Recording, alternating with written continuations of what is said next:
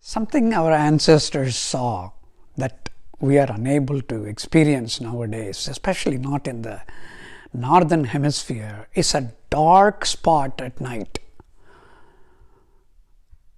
The light from all the city lights and many other sources of brightness makes it harder to see even a few stars.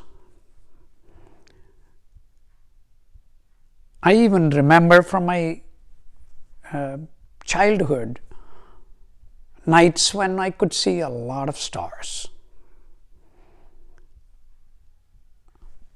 But it's harder and harder these days. But imagine our ancestors 3,000 years ago, 4,000 years ago, even before that, they didn't have any light pollution at all at night time, especially on a night when the moon is close to the new moon. They would have seen so many stars. The Milky Way would have been clearly visible. If you had good eyes, one could have seen something beyond the Milky Way, at least the Andromeda galaxy. That's what the astronomers claim now. One of the very few things that you can see outside of our Milky Way galaxy is this other galaxy that's right next to us, which is the Andromeda galaxy.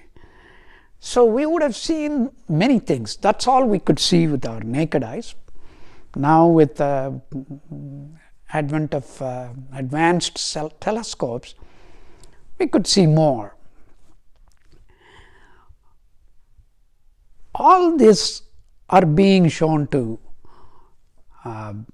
Arjuna.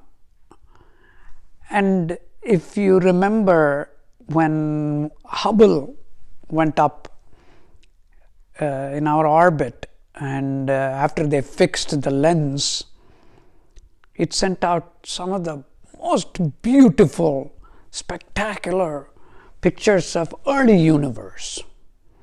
One of them looked like Shiva's mane.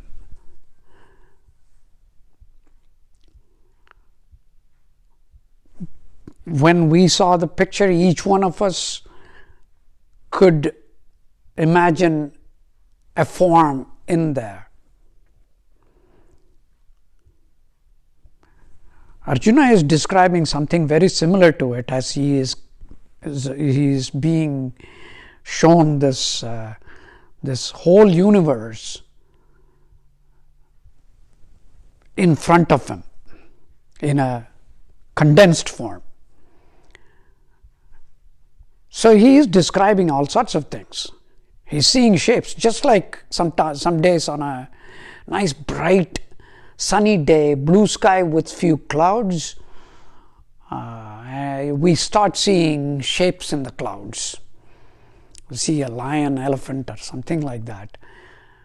In a similar way, it seems Arjuna is seeing many, many things. To his human brain, it's whatever he is observing, he is relating to things that he knows. He sees weapons, and he sees these body parts. He sees asuras. He sees teeth.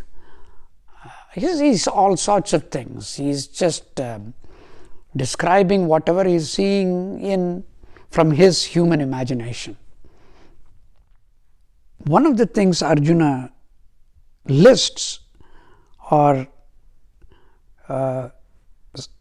the celestial beings and deities, Rudras, Adityas, Vasus, Satyas, Vishwadevas, Ashwini Devis, Marutas, Pitru Devatas, Gandharvas, yakshas, asuras and siddhas. And he says that they are also observing what I'm seeing. Why is it intriguing? This form is being telepathically transferred to Arjuna by Krishna. So it would be visible only for Arjuna, not everybody in the battlefield. So how come these other people, other entities are seeing this?